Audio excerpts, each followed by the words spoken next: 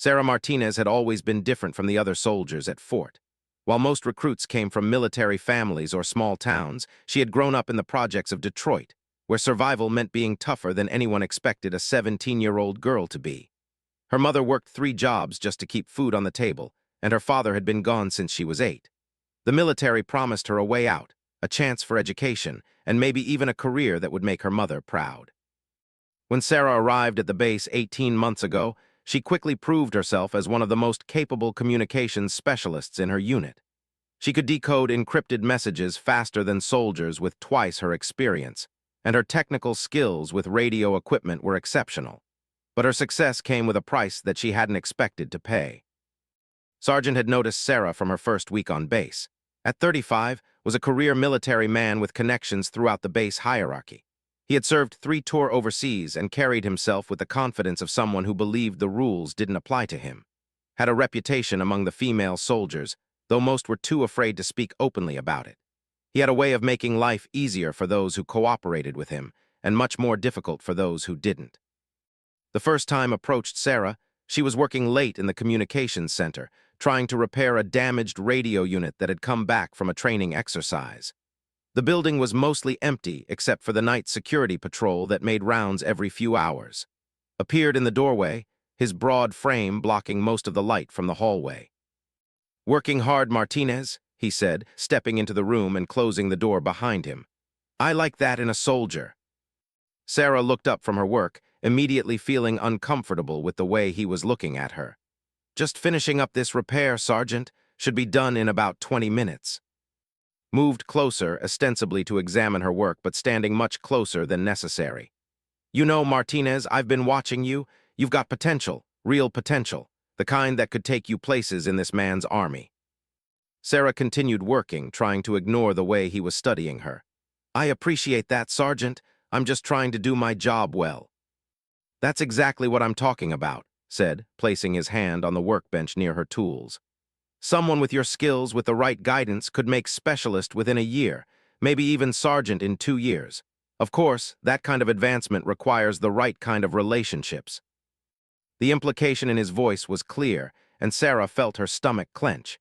She had heard rumors about, whispered conversations among the female soldiers about late-night assignments that had nothing to do with military duties.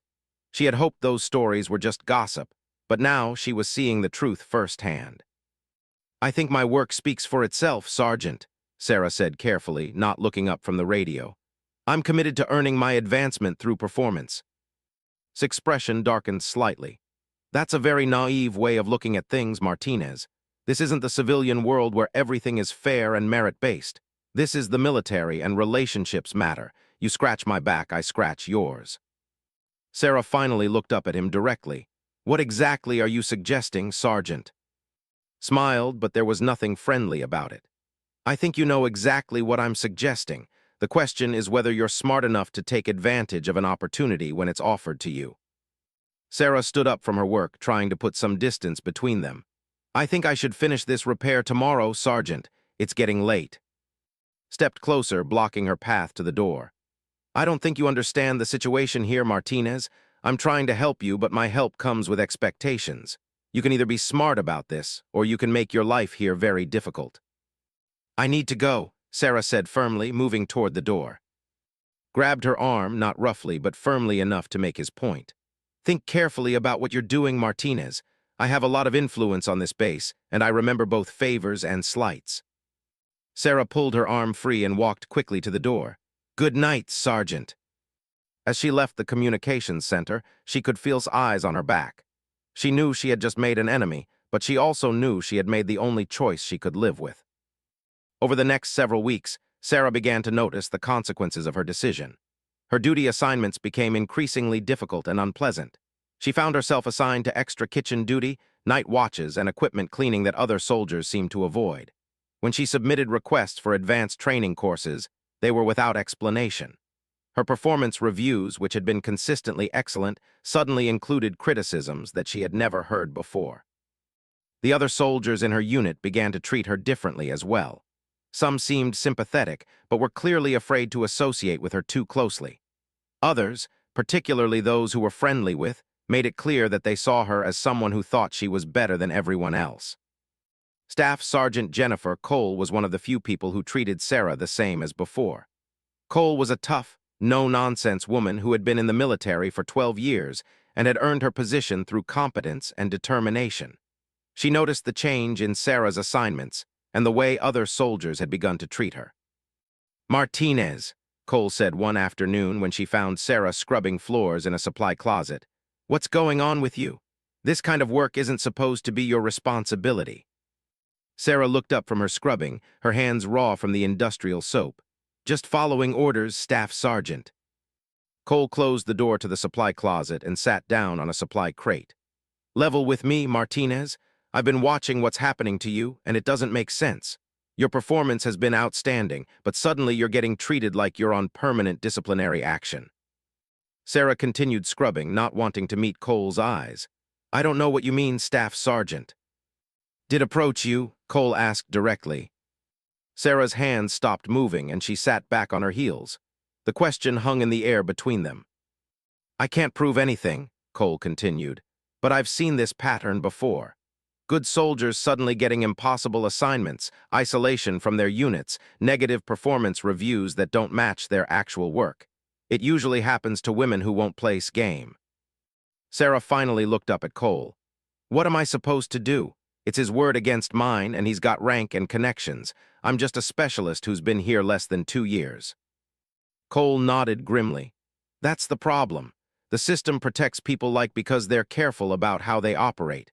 They never do anything that leaves clear evidence, and they make sure their victims understand the consequences of speaking up. So I just have to accept this. For now, maybe, but keep documenting everything. Every unfair assignment, every negative review, every interaction that seems retaliatory. If he pushes too far, we might be able to build a case." Sarah returned to her scrubbing, but her mind was racing. She had always believed that the military would be fair, that hard work and competence would be rewarded. She was learning that the reality was much more complicated. The harassment continued for several more weeks, seemed to take pleasure in finding new ways to make Sarah's life difficult. She was assigned to overnight guard duty during a training exercise in freezing rain. She was given impossible deadlines for equipment maintenance that required her to work through meals and breaks. When she managed to complete her assignments despite the obstacles, would find minor flaws and force her to start over. The breaking point came on a Tuesday evening in November. Sarah had been assigned to inventory communications equipment in the basement storage facility of Building C, one of the older structures on the base. The basement was poorly lit and filled with dusty equipment that hadn't been properly in years. It was exactly the kind of assignment that had been using to isolate and punish her. Sarah had been working alone in the basement for about 3 hours when she heard footsteps on the stairs. She assumed it was the security patrol making their rounds, but when she looked up, she saw descending the stairs with 2 other men she didn't recognize immediately. In the dim light, she could make out that they were soldiers, but their faces were partially shadowed. "Working late again, Martinez," said as he reached the bottom of the stairs. "You really need to learn to work more efficiently." Sarah stood up from where she had been kneeling next to a box of radio components. Something about the situation felt wrong. Rarely came to check on her work personally, and she had never seen him bring other soldiers with him. "I'm making good progress, Sergeant," she said, trying to keep her voice steady. "Should have this section completed within the hour." Moved closer, and the 2 other men spread out slightly, positioning themselves between Sarah and the stairs. She recognized them now, Corporal Jake and Private First Class Tony, both known for their loyalty to and their reputation for enjoying the more brutal aspects of military training. "Actually, Martinez, I think it's time we had a more serious conversation about your attitude problem," said. "You've been on this base for over a year now, and you still don't seem to understand how things work here." Sarah's heart began beating faster. She was alone in a basement with 3 men who had made her life miserable for months, and no one knew where she was except for the duty officer who had given her the assignment. "I'm not sure what you mean, Sergeant," she said, taking a small step backward and bumping into the equipment shelves. "I think you know exactly what I mean," said. "You've been disrespectful and insubordinate ever since you got here. You think you're better than the rest of us, and you refuse to be a team player." Spoke up from her left. Yeah, Martinez, you've got a real attitude problem, acting like you're too good for the rest of us. Nodded in agreement. Thinks she's special because she's good with electronics. Sarah realized that this was a coordinated effort. Had brought the other two men to intimidate her, possibly to do worse than intimidate her. She looked around for any possible escape route, but the basement had only one exit, and it was blocked by the three men. I've always tried to be respectful, Sarah said, her voice beginning to shake despite her efforts to control it. I follow orders and do my work to the best of my ability. Laughed, but there was no humor in it. That's where you're wrong, Martinez. Following orders means more than just doing your assigned tasks. It means understanding the social structure here, understanding your place in it. He took another step closer, now only about 3 feet away from her. You see, some soldiers understand that advancement in the military requires building relationships with the right people. They understand that cooperation is rewarded and stubbornness is punished. Sarah's back was now pressed against the equipment shelf, and she could feel the sharp edges of metal components digging into her spine. What do you want from me? Smiled that cold smile she had come to dread. I want you to understand that you have two choices. You can continue to be difficult and stubborn, in which case your remaining time on this base will be very unpleasant. Or you can start showing the kind of appreciation and cooperation that your position here requires. The implication was clear, and Sarah felt a wave of revulsion and fear. She looked at, and both of whom were watching the exchange with expressions that made it clear they were prepared to support whatever decided to do. I need to get back to work, Sarah said, trying to move toward the stairs. Grabbed her arm, harder this time than he had in the communications center weeks earlier. I don't think you're listening to me, Martinez. This isn't a request. This is me explaining reality to you. Sarah tried to pull her arm free, but grip tightened. Let go of me. Or what? Asked. You'll report me? To who? Lieutenant here is my buddy from way back. Here owes his promotion to my recommendation. Who exactly do you think is going to believe your word over ours? Sarah realized with growing terror that was right. She was completely isolated, not just physically in this basement, but institutionally within the base power structure.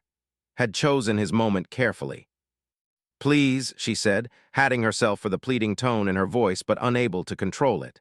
Just let me finish my work. Released her arm but didn't step back. Your work, Martinez, is whatever I say it is, and right now, I think your work involves learning some respect for authority. What happened next occurred very quickly. Reached toward her whether to grab her again or something worse, Sarah couldn't tell. But her body reacted instinctively, and she pushed him hard in the chest with both hands. Stumbled backward, more surprised than hurt, but his expression immediately turned vicious. You just made a very big mistake, Martinez. And moved closer, and Sarah realized that her situation had just become much worse. His face was flushed with anger and humiliation at being pushed by someone he considered completely powerless. You want to fight, said his voice low and dangerous. Fine, let's see how tough you really are. Sarah looked around desperately for anything she could use to defend herself, but the basement contained mostly electronic equipment and spare parts. Nothing that would serve as an effective weapon against 3 trained soldiers. Nodded to and they moved to flank Sarah on either side. She was completely trapped now, with her back against the equipment shelves and the 3 men forming a semicircle in front of her. Last chance, Martinez said. You can apologize for putting your hands on me and we can discuss how you're going to make it up to me, or this can get much worse for you. Sarah's mind raced, trying to find any way out of the situation. She thought about screaming, but the basement was soundproof and located in a building that was mostly empty at night. She thought about trying to fight, but she knew she couldn't take on 3 men, especially not trained soldiers who outweighed her significantly. But then she remembered something Staff Sergeant Cole had told her. Sometimes the only choice is between bad and worse, and sometimes you have to choose bad to prevent worse. Go to hell, Sarah said, surprising herself with the steadiness of her voice. His expression turned almost gleeful. Wrong answer. He stepped forward and grabbed her by the shoulders, while and moved in to help restrain her. Sarah struggled against their grip, kicking and trying to break free, but they were too strong. It was then that she heard the sound that would change everything. Footsteps on the stairs, multiple sets of them moving quickly and purposefully. And his accomplices heard it too and froze for a moment, still holding Sarah but looking toward the staircase. A voice called down from the top of the stairs. "This is Colonel Richardson. Everyone in the basement remain where you are." Sarah felt's hands release her shoulders as if she had suddenly become electrified, and stepped back quickly, their faces pale in the dim light. Heavy military boots descended the stairs, and Sarah could see the silhouettes of several figures against the light from the upper level. When they reached the bottom of the stairs, she saw 3 officers in dress uniforms. Colonel Richardson, whom she recognized as the base deputy commander, and 2 other men with enough ribbons and insignia to indicate very high rank. Colonel Richardson surveyed the scene. Sarah pressed against the equipment shelves, her uniform disheveled and her face flushed with fear and exertion. And standing awkwardly nearby, clearly caught in the middle of something they hadn't expected to be interrupted. "Sergeant," Colonel Richardson said in a voice that could have frozen water, "would you care to explain what's happening here?" Straightened into attention, his face cycling through several expressions as he tried to process what was happening. "Sir, we were checking on Specialist Martinez's progress with her inventory assignment." Richardson looked at Sarah, taking in her appearance and obvious distress. "Is that accurate, Specialist Martinez?" Sarah looked at, whose expression was pleading with her not to contradict his story. She thought about all the weeks of harassment, all the impossible assignments, all the times she had felt powerless and alone. She thought about what would have happened if these officers hadn't arrived when they did. "No, sir," she said, her voice gaining strength with each word. "That is not accurate." Silence in the basement was deafening after Sarah's words. Colonel Richardson's expression remained neutral, but something in his eyes suggested he had expected her response. The 2 other officers flanking him stepped forward slightly, and Sarah could now see their rank insignia more clearly. These were generals, not just any officers, but high-ranking command staff whose presence on the base for a routine evening inspection would be highly unusual. His face had gone completely white. "Sir, Specialist Martinez has been having discipline issues. Her performance has been substandard, and she's been displaying insubordinate behavior toward her superiors." General Hayes, a stern woman in her 50s with silver hair pulled back in a perfect military bun, spoke for the first time. "Sergeant, step away from Specialist Martinez immediately." Moving back several steps, but Sarah could see his mind working frantically, trying to understand how this situation had developed so quickly and why such high-ranking officers were involved. General Michael Torres, the 3rd officer present, had been quietly observing the scene. He was a man in his early 60s with the weathered appearance of someone who had seen combat and commanded respect through decades of service. When he spoke, his voice carried an authority that made everyone in the basement stand. "Corporal, Private, you are dismissed. Report to your barracks immediately and remain there until further notice. You are not to discuss this incident with anyone." And exchanged glances with clearly uncertain about whether they should leave their sergeant alone in this situation. But the direct order from a general was not something they could question. "Move," General Torres said when they hesitated. The 2 subordinates hurried up the stairs, their boots echoing in the stairwell as they retreated. Sarah and the 3 high-ranking officers were now alone in the basement. Colonel Richardson approached Sarah, his expression concerned. "Specialist Martinez, are you injured?" Sarah shook her head, though she could feel bruises forming on her arms where and his men had grabbed her. "No, sir, I'm not injured." "Tell us exactly what happened here," General Hayes said, her voice gentle but firm. Sarah looked at, who was staring at her with an expression of barely controlled panic. She realized that this moment would define not just her own future in the military, but potentially the futures of everyone involved. "Sergeant came down here with Corporal and Private about 30 minutes ago," she began, her voice growing steadier as she spoke. "He said I had an attitude problem and needed to learn respect for authority. He implied that my advancement in the military depended on my willingness to show him personal appreciation." Started to speak, but General Torres held up a hand to silence him. Sarah continued. "When I tried to leave, he grabbed my arm and blocked my path to the stairs. He said that no one would believe my word over theirs, and that my choice was between cooperation or having my remaining time on base be very unpleasant. When he reached for me again, I pushed him away, and then all 3 of them surrounded me." "How long has this type of behavior been occurring?" Colonel Richardson asked. Sarah took a deep breath. It started about 6 weeks after I arrived on base. Sergeant approached me in the communications center one evening and made it clear that my advancement would depend on developing the right kind of relationship with him. When I refused, my duty assignments became much more difficult. My performance reviews became negative despite my work quality, and other soldiers began treating me differently. General Hayes turned to, her expression cold. Sergeant, these are very serious allegations. Do you have anything to say in response? Straightened to attention, sweat visible on his forehead despite the cool temperature in the basement. General Hayes, I categorically deny these accusations. Specialist Martinez has been a problem soldier since she arrived on this base. Her attitude toward authority has been consistently poor, and her work performance has been below standard. I was attempting to counsel her on proper military bearing when you arrived. Is that why you brought 2 other soldiers with you for a counseling session? General Torres asked. Stahl worked for a moment before he answered. I brought Corporal and Private as witnesses, sir. Given Specialist Martinez's history of making false accusations and insubordinate behavior, I felt it was prudent to have witnesses present. Sarah felt anger flare in her chest. False accusations? This is the first time I've reported anything. That's enough, Colonel Richardson said firmly. We're going to sort this out properly with a full investigation and due process. General Hayes stepped closer to Sarah. Specialist Martinez, I want you to listen to me very carefully. What happens next is going to be difficult, but it's necessary. You're going to be asked to provide a detailed statement about everything that has happened to you since you arrived on this base. Every incident, every conversation, every assignment that seemed retaliatory. Do you understand? Sarah nodded, yes, ma'am. You should also know, General Torres added, that this investigation is going to extend far beyond just Sergeant. We're going to examine the entire command structure that allowed this situation to develop and continue. His expression shifted from panic to confusion. Sir, I don't understand. How did you know to come here tonight? The 3 officers exchanged glances, and Colonel Richardson answered. Sergeant, you made a critical error in assuming that your behavior was as invisible as you believed it to be.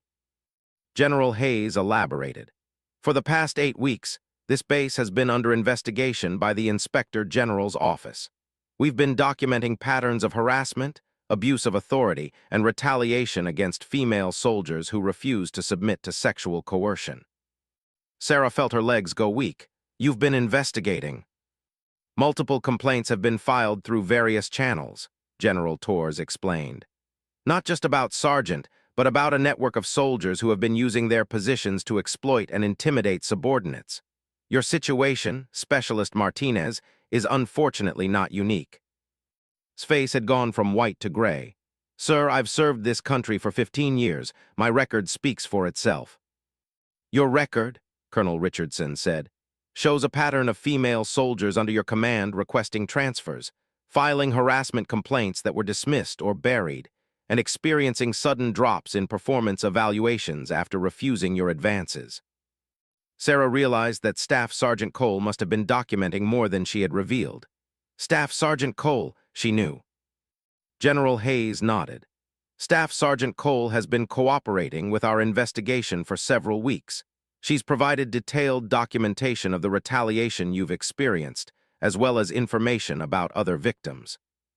Stepped forward, his composure finally cracking completely. This is insane.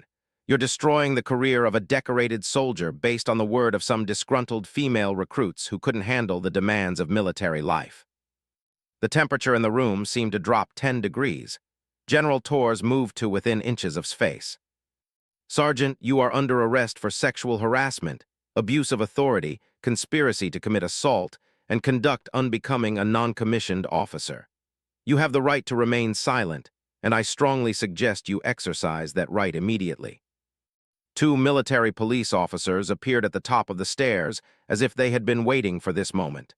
They descended quickly and efficiently and found himself in handcuffs within moments.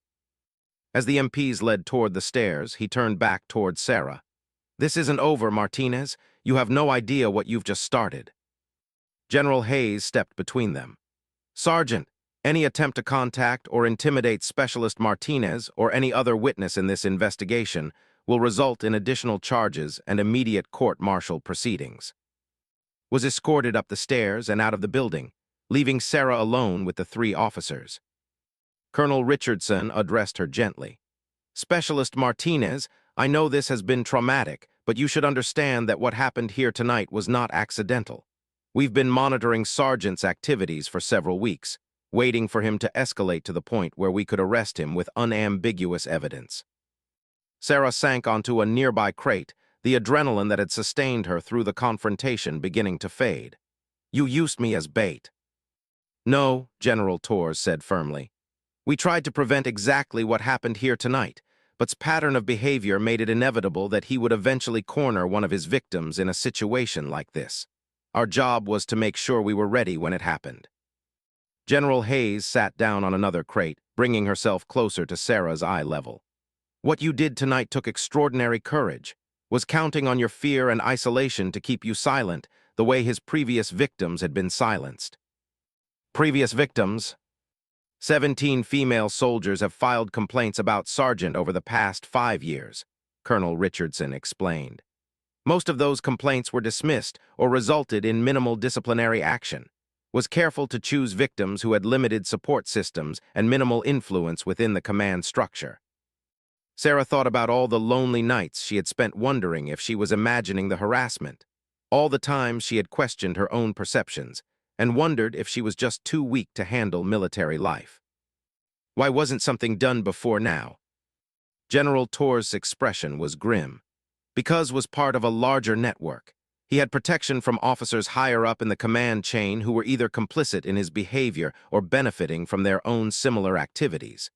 Breaking that network required building a case that implicated everyone involved. Tonight was the culmination of a much larger operation, General Hayes added. While we were dealing with here, similar arrests were being made at 3 other locations on base. Sarah's head was spinning. This goes beyond just. Colonel Richardson nodded. The investigation has uncovered evidence of a systematic pattern of sexual harassment and abuse involving multiple non-commissioned officers and at least 2 commissioned officers. The network was sophisticated, with methods for identifying and isolating potential victims, sharing information about which soldiers could be trusted to keep quiet, and coordinating retaliation against those who refused to cooperate. The enormity of what Sarah had been caught up in began to sink in. She had thought she was dealing with one predatory sergeant, but she had actually stumbled into a much larger criminal conspiracy. "What happens now?" she asked. General Hayes stood up and began packing the small space. "Now we dismantle the entire operation. Every complaint that was dismissed gets reinvestigated. Every soldier who was transferred or discharged under suspicious circumstances gets their case reviewed. Every officer who failed to act on reports gets examined for complicity. And accomplices tonight, and are being questioned separately," General Torres explained. "Based on what we observed tonight and what we already knew about their involvement with, they're facing serious charges as well." Colonel Richardson checked his watch. "Specialist Martinez, we need to get you to the medical facility for examination and documentation, and then to the Criminal Investigation Division for a detailed statement." Sarah stood up, her legs still unsteady. "What about my assignment here, my inventory work?" General Hayes smiled for the first time that evening. "Specialist Martinez, your inventory assignment was a cover story designed to give us an excuse to monitor this building. The actual inventory was completed weeks ago." "Everything was a setup." "Not everything," General Torres corrected. "Your harassment was real, its behavior was real, and the danger you were in tonight was very real. What was set up was our ability to respond when finally revealed the full extent of his criminal intentions." As they walked toward the stairs, Colonel Richardson placed a reassuring hand on Sarah's shoulder. "Specialist Martinez, what you experienced here was not normal military life, and it was not something you deserved or caused. What happened to you and the other victims represents a betrayal of everything the military is supposed to stand for." "Will this affect my military career?" Sarah asked as they climbed the stairs. General Hayes answered without hesitation. "Specialist Martinez, your military career is just beginning. What you've shown us tonight is exactly the kind of courage and integrity we need more of in our ranks." When they emerged from the basement into the main floor of Building C, Sarah was surprised to see the level of activity. Military police vehicles were parked outside, and she could see soldiers being escorted from other buildings across the base.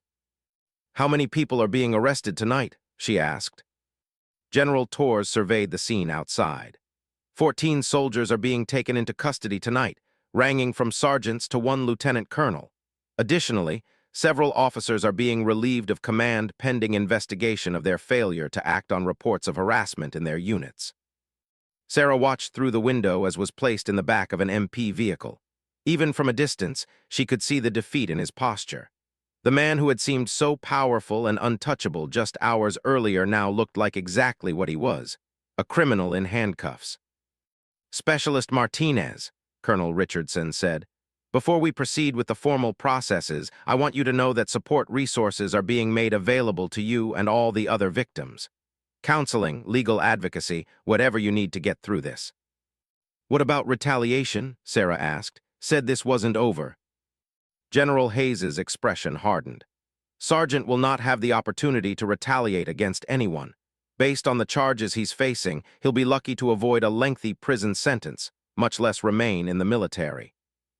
As they walked toward the medical facility, Sarah reflected on how quickly her situation had changed. This morning she had felt completely powerless and alone, trapped in a situation that seemed to have no solution. Now, in the span of a few hours, not only had her tormentors been arrested, but she had learned that her experience was part of a much larger pattern that was finally being addressed. The road ahead would be difficult.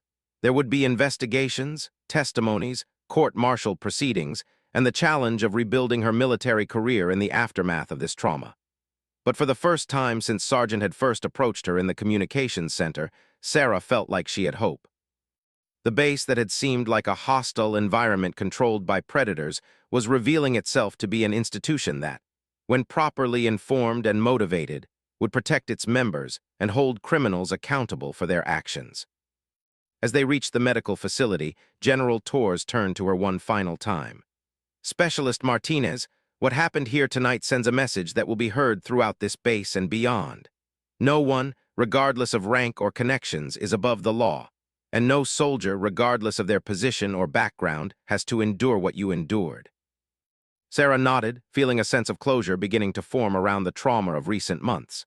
The investigation was just beginning, but the most dangerous part was over, and his network had been exposed and would face justice. 6 months later, Sarah Martinez stood in the same basement of Building C where her nightmare had finally ended. But this time, she wasn't alone and afraid. She was accompanied by Colonel Richardson, who had asked her to visit the location one final time before the building was converted into a new training facility for military police investigative procedures. The basement looked completely different now. The outdated equipment had been removed, the lighting had been upgraded, and the space had been transformed into a modern training environment. But Sarah could still remember exactly where she had been standing when Sargent and his accomplices had cornered her. "How are you feeling?" Colonel Richardson asked, nodding the way Sarah was studying the space. Sarah took a deep breath. "Better than I expected. For months, thinking about this place made me feel sick, but now it just feels like an empty room." The aftermath of that November night had been more extensive than anyone had anticipated. The investigation that began with arrest had uncovered a network of harassment and abuse that reached into multiple units across the base and had connections to similar operations at other military installations. Himself had been court-martialed and sentenced to 15 years in military prison, followed by a dishonorable discharge, and had received shorter sentences after cooperating with investigators and providing testimony about the broader conspiracy. But the investigation had revealed that the problem extended far beyond just these 3 men. Lieutenant Colonel David Pierce, who had served as commanding officer, was found to have systematically dismissed harassment complaints and had even facilitated some of access to victims by assigning them to isolated duties. Pierce was court-martialed and sentenced to 10 years in prison, stripped of his rank and benefits.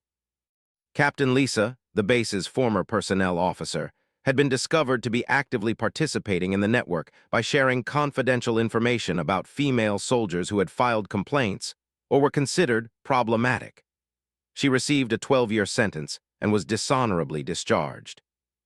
In total, 23 military personnel were prosecuted as a result of the investigation.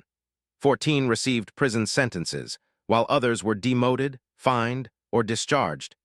The investigation also revealed that similar networks had operated at Fort for over a decade, with some victims dating back 15 years.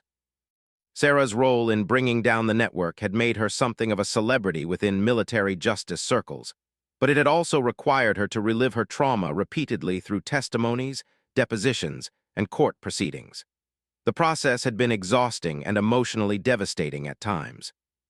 The hardest part, Sarah told Colonel Richardson as they walked through the renovated space, wasn't even testifying against. It was learning about all the women who had gone through the same thing I did, but who never got justice. The investigation had uncovered dozens of victims, many of whom had left the military without ever reporting their experiences, or who had reported them only to have their complaints buried or dismissed. Some had suffered severe psychological damage that had affected their entire lives long after their military service ended. Maria Santos had been one of the victims 3 years earlier. She had reported her harassment to Lieutenant Colonel Pierce, only to be told that she was overreacting to normal military discipline. When she persisted in her complaints, she was given increasingly dangerous assignments until she was injured in a training exercise that investigators later determined had been deliberately sabotaged. Maria had been medically discharged and had spent the subsequent years struggling with PTSD and physical disabilities. Jennifer had been targeted by Captain and 2 other officers in a related network 2 years before Sarah's arrival. When she refused their advances, false evidence was planted in her quarters suggesting theft of military property. She was court-martialed and dishonorably discharged, her military career destroyed, and her civilian prospects severely damaged by the false conviction. These cases and dozens of others had been reopened and reinvestigated. Many of the victims had their records cleared, their discharges upgraded, and their benefits restored. Some, like Maria Santos, received significant financial compensation for the damage done to their careers and health. "What's happened to the other victims?" Sarah asked as they climbed the stairs to the main floor of Building C. Colonel Richardson opened a file he had brought with him. "Maria Santos is back in school, studying electrical engineering with full military educational benefits. The charges against Jennifer were dismissed, her discharge was upgraded to honorable, and she's now working as a military contractor with full security clearance." He continued through the list. "Specialist, who was driven out of the service by network in 2019, has re-enlisted and is now serving as a military police investigator specializing in harassment cases. Corporal has filed a lawsuit against the military and is expected to receive a substantial settlement." Sarah felt a mixture of satisfaction and sadness hearing these updates. Justice was being served, but it couldn't undo the years of trauma and lost opportunities that these women had suffered. "What about the systemic changes?" Sarah asked. "How do we make sure this doesn't happen again?" Colonel Richardson smiled. "That's actually why I wanted to bring you here today. You're going to be part of those systemic changes." Sarah looked at him with confusion. Over the past 6 months, she had been temporarily assigned to a special victims unit while the investigation proceeded, and had been working with military police and legal advocates to support other victims coming forward. But she hadn't been told what her permanent assignment would be. "General Hayes has requested that you be permanently assigned to a new unit that's being created specifically to prevent and investigate harassment cases," Colonel Richardson explained. "You would work directly with the Inspector General's office, traveling to different bases to identify and address systemic problems before they reach the level of what happened here." Sarah stopped walking and stared at him. "They want me to do this full-time." The military has learned that the traditional approach of relying on command structure to self-police harassment issues doesn't work. Too many commanders are either complicit, incompetent, or too concerned with unit cohesion to take appropriate action. We need investigators who understand the victim experience and who can't be intimidated or bought off by local command structures. The offer was both exciting and daunting. Sarah had discovered over the past months that she had a talent for investigative work and for helping other victims find their voice. But the idea of making a career out of confronting the darkest aspects of military culture was overwhelming. "Would I be the only one doing this type of work?" No, the unit will start with 12 investigators, all either former victims or soldiers who have demonstrated exceptional integrity in handling harassment cases. You would work in teams, and you would have the full backing of the Pentagon in conducting your investigations. As they exited Building C and walked across the base, Sarah noticed how different the atmosphere felt compared to 6 months earlier. Soldiers, both male and female, seemed more relaxed and confident. The culture of fear and intimidation that had pervaded the base during reign was noticeably absent. The changes here have been dramatic, Colonel Richardson noted, observing the same atmosphere Sarah had noticed. Harassment complaints are up 300%, which might sound bad, but it actually means that soldiers feel safe reporting problems instead of suffering in silence. Sarah had heard similar statistics from other bases that had major leadership changes following harassment scandals. The initial increase in complaints was typically followed by a dramatic decrease as predators were removed and prevention programs took effect. Have there been any attempts at retaliation against victims who? There have been some attempts, Colonel Richardson admitted. 3 soldiers who were friends of conspirators tried to intimidate witnesses. All 3 are now facing court-martial charges themselves. The message has been sent very clearly that retaliation will not be tolerated under any circumstances. They stopped in front of the base headquarters building, where Sarah could see a new sign that hadn't been there 6 months earlier. Fort Sexual Harassment Response Office. Through the windows, she could see several uniformed personnel working at desks and a waiting area with comfortable chairs and informational pamphlets. The response office was one of the first changes implemented, Colonel Richardson explained. Every harassment complaint now goes directly to trained investigators who report to the Pentagon, bypassing local command entirely until the investigation is complete. Sarah thought about how different her experience might have been if such an office had existed when first approached her. Instead of feeling isolated and powerless, she would have had immediate access to trained advocates and investigators who couldn't be influenced by local politics or intimidation. There's something else you should know, Colonel Richardson said as they entered the headquarters building. The investigation here has led to changes at 15 other bases where similar networks were operating. Over 200 soldiers have been prosecuted across the military based on what we learned from the Fort case. The scale of the corruption that had been uncovered still amazed Sarah. What had seemed like her personal problem with one predatory sergeant had turned out to be a small part of a much larger pattern of institutional failure. They walked down a familiar hallway toward the office where Sarah had originally reported for duty when she first arrived at Fort. But instead of continuing to that office, Colonel Richardson stopped at a door marked Office of Special Investigations Harassment Prevention Unit.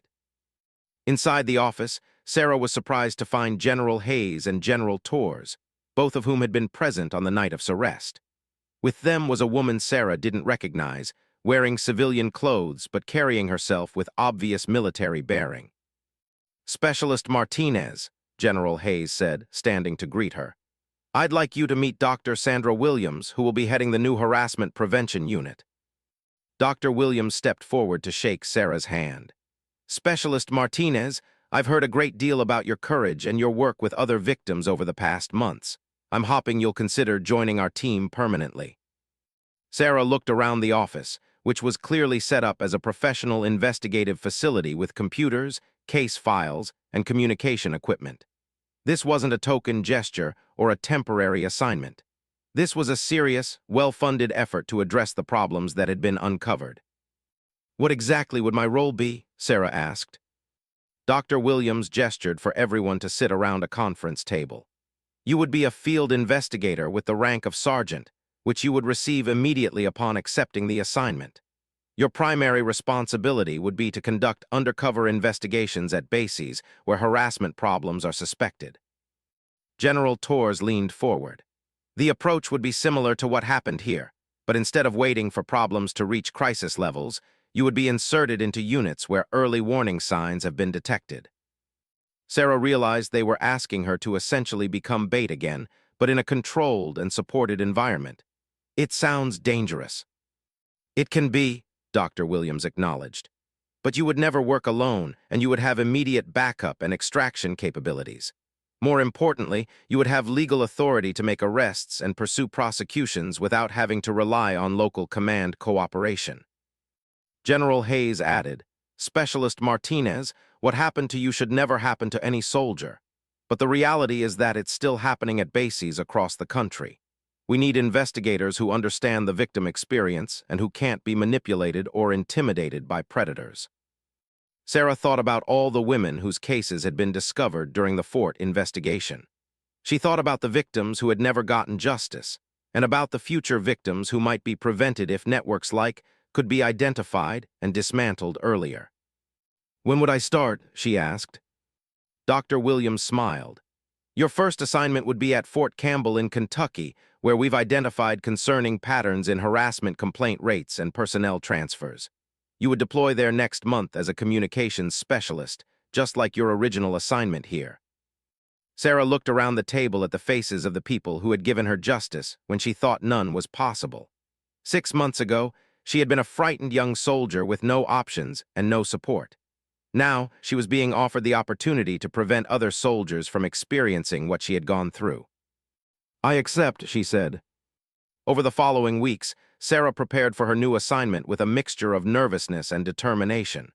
She underwent additional training in investigative techniques, legal procedures, and personal safety. She learned how to document evidence, conduct covert surveillance, and coordinate with backup teams. Most importantly, she learned that she would be part of a growing network of investigators who were systematically dismantling harassment networks across the military. The work was dangerous and emotionally challenging, but it was also providing justice for victims who had been ignored for too long. On her last day at Fort, Sarah visited the memorial that had been erected near Building C in honor of all the harassment victims who had served at the base. The memorial consisted of a simple stone marker with the names of 47 female soldiers who had been driven from the service by harassment or abuse. Staff Sergeant Jennifer Cole, who had been promoted and assigned to the new Harassment Response Office, joined Sarah at the memorial. "Any regrets?" Cole asked. Sarah studied the names on the memorial, thinking about the women who had suffered in silence and the women who had been destroyed by the very institution they had served loyally. "No regrets," she said. "Just determination to make sure this list doesn't get any longer." As Sarah prepared to leave Fort for her new assignment, she reflected on how completely her life had changed. She had arrived as a frightened teenager looking for education and career opportunities.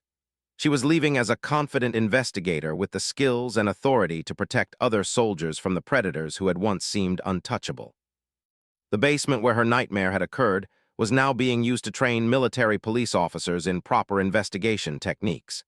The network of predators who had controlled the base through fear and intimidation had been completely dismantled, and the culture of silence that had protected abusers for decades was being systematically replaced with accountability and support for victims.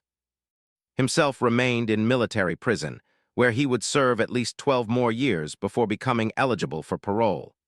His co-conspirators were serving their own sentences, and the officers who had enabled their behavior had been stripped of rank and benefits.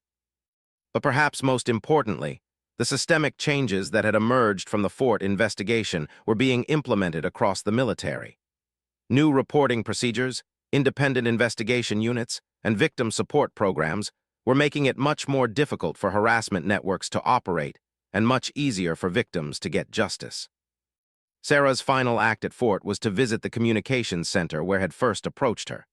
The room looked exactly the same, but it felt completely different. Instead of being a place where predators could corner isolated victims, it was now just another workplace where soldiers could focus on their duties without fear. As she turned off the lights and locked the door, Sarah smiled. She was ready for her next assignment, confident that she had the skills and support necessary to help other soldiers find the justice that had once seemed impossible. The young woman who had been pushed down the stairs, both literally and figuratively, by a system that failed to protect her, had become the investigator who would help ensure that such failures became increasingly rare. The generals who had shut down the base's criminal network had given her the tools and authority to prevent similar networks from forming elsewhere.